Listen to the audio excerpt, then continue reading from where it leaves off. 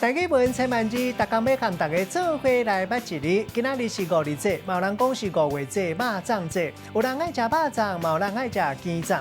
因为肉粽总是歹消化，总是唔通食伤过量，啊若无就较会甘蔗。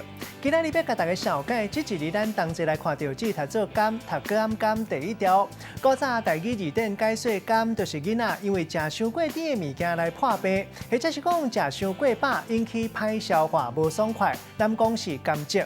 另外，毛字典解说讲甘，就是囡仔脾无好，咱讲是鼻甘病，有人讲是抽风病。带大家做过来小解这两个词。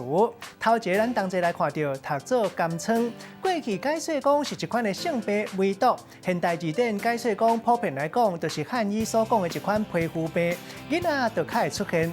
第二个词读做甘蔗，这嘛是一款囡仔因为食伤过饱引起消化不良的病，嘛因为甘蔗引起目睭变色的症头。现代字典进一步解说讲，囡仔因为消散落肉，巴肚煞胀胀，就一块囡仔歌唱讲囡仔胸坎哪流腿，巴肚哪水贵。古早讲这款症头就是甘蔗。大部分的原因拢是伤早断奶，食食无控制，巴肚内有镉生仔糖引起的。咱用一句话来举例，甲这两个词合做伙。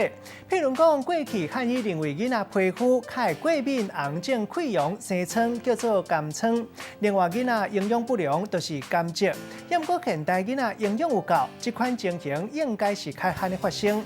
今仔日小解这一日读做甘，提供给观众朋友来参考。